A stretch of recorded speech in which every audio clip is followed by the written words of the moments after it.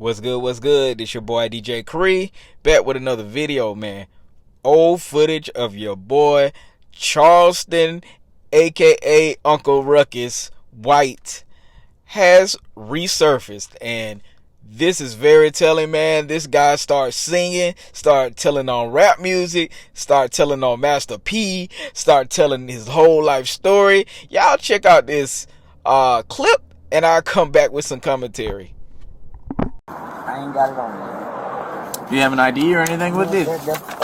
You want my license number? When the officer arrived, Mr. White appeared to not have active car insurance, nor did he have his driver's license. The officer took his name verbally and ran it through the NCIC, National Crime Information Center system. It's Charleston, first name? Yeah, Charleston Jamal.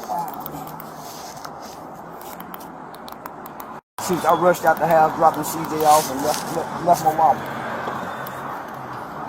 Yeah, goddamn.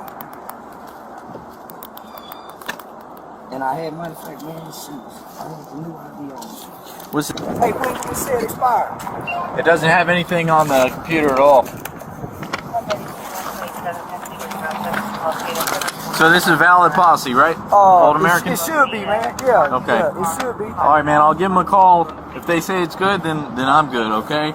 If they say it's not good, then it's gonna be a ticket. Man, God. All right. That's how it is, man. We don't really play here in Irving with no insurance. It's automatic ticket. All right. I understand. Well, you see what's on the back of my window, so I do a lot. I hear you, so, man. So, yeah, so I understand. So yeah, if it's not showing, it ain't showing. Baby, Okay. did you pay it? Baby. She changed credit card, so don't run it. So are you saying it's not valid? It's not valid. She just said she changed credit card. Okay. It's not valid. All right, man. Do you have any outstanding warrants? I'm assuming not, right? No, I ain't got You ever been arrested for anything? Yeah, man. Shoot, aggravated assault with a deadly weapon. When was that? Man, that was, got into it with some gang members, man. A community activist came down into the neighborhood after making some threats, pointed a gun at them, man. So, getting to leave the property, they went back and called the police on me, so I haven't been indicted yet, so. Okay, well, all right, man. Hopefully it works out for you, okay, dude? Yes, sir. What about drug use? No, I'm a community activist. I'm very vocal against black-on-black crime. I'm very vocal against the Crips and the Bloods. So, man, I'm always taking a hit. Man, where you at? Pull up. So, last week, I went to the police department, live on Facebook, and said, hey, man, I am being threatened. The police department know me. So, it died down.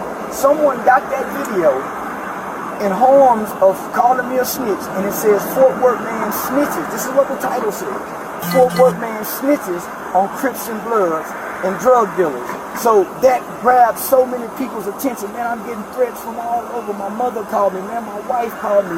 Man, I can give you the number to a gang unit office. You can call right now. So, Mr. White, do you know what unlawful possession of a firearm is? I understand, so yes, sir. Okay, you got drugs in the car and you have a gun. I understand, yes, sir.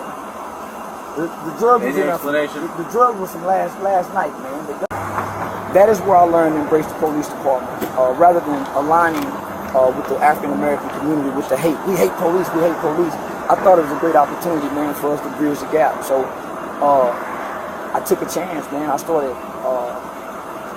meeting with, at the time was the president of the Police Officers Association, a guy by the Rick Van Houten. I met with him. Chief Joel Fitzgerald was the chief at the time. I started developing a relationship with Deputy Chief Hauser. Chief Krause, who's now the chief at the time. I literally started developing genuine relationships with them. So I embraced when they brought the procedural justice to the city. So I sat one time in a meeting and I heard our department. One second, Mr. White. Yes, sir. I heard our department explain what procedural justice was to the African. I heard all the pastors, man, they was rejecting that shit. So I'm saying, man, they're supposed to be Christ-like, man.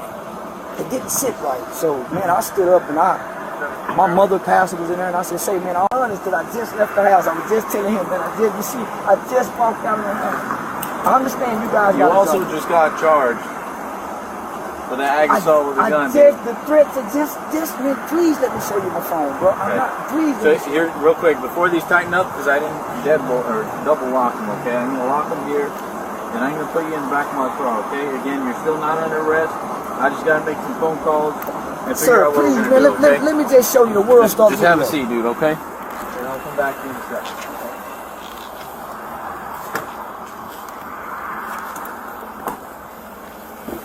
Oh, please let me show you this video. I'll hear it, buddy. One second. What do you think?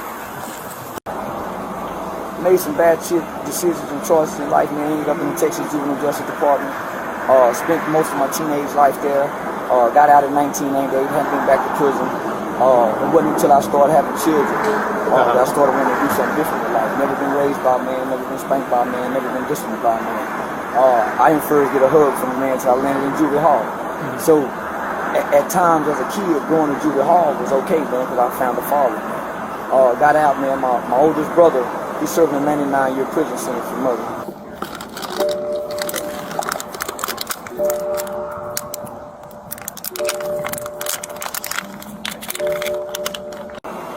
The African American culture is negative, right? Everything that we get is negative. The rap music, Master P had just dropped Ghetto Dope, taught you how to cook crack from step 1 to step 10. So here it is, I'm locked up from 14 to 21. Man, when I get home, I'm still 14. Even though I'm 21, I don't know how to talk to girls. So I spent most of my 20s trying to find an identity, hanging out with this guys, hanging out with this guys, hanging out with this neighborhood, just trying to find an identity. And through fatherhood is where I found my identity. Fatherhood is where I found my identity. So how many kids you got? I got 2. I got a 16-year-old son and a 12-year-old daughter. Okay. Their mom just went to jail. They live out here in Irving. Their mom just went to jail, man. I think she was on the run for a couple of years for probation violation. So I got custody of the kids, married. So finish my story, right? So I started this youth organization. So here it is. I'm stuck in the middle between the department and the community. The community turned against me. So man, that's why I got that gun on me, man. So if you give me an opportunity, I can show you on Facebook. You call the police department. I just went to gang unit and say, hey man, the Crips are threatening me, the Bloods are threatening me. You look at my videos, man, every day I'm up in the morning promoting fatherhood, saying, man, you niggas don't spend time with your father. You niggas is destroying our neighborhood. The Crips and the Bloods are enemies. It ain't no gung-ho cop. How can we say anything about anybody when we self-inflict? These wounds are weak. So, man, I got a strong message. And so, man, my life is in danger. Malcolm died. Malcolm X. Black people killed him. As long as he was talking about white people. As soon as Malcolm started saying what we needed to do, that, hey, man, Elijah Muhammad is a pedophile. He's sleeping with underage girls. They killed him. So whoever comes through the black community is speaking the truth about black people, man, I like. To be honest with you, I don't know how y'all follow this man. Soon as he gets arrested for no license and no insurance, soon as he gets arrested, he starts singing. I don't understand what's wrong with this guy. It's almost like he wants attention on both sides of the field and has no problem with ratting not only himself out, but everybody else. He's the type of person, if I go down, everybody's going down. And yo, I can't respect that. You are only responsible for your actions. You blaming Master P and rap music on the state of the world. The state was already messed up. Rap music was an outlet for people to hear people's story.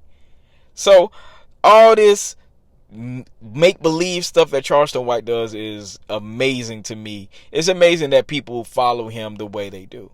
Does he tell the truth? Absolutely. Do I agree with everything he says? Absolutely not. I don't agree. So it's just funny how people really act when they're in the face of authority. And to be honest with you, this is what white people want. This is what white people want. White people want you to act just like this. Rat out your friends, rat out your family, rat out your homeboys. For nothing. For nothing. This is craziness. I don't respect anybody who does this. Take up for your own actions. Be responsible for your own manhood.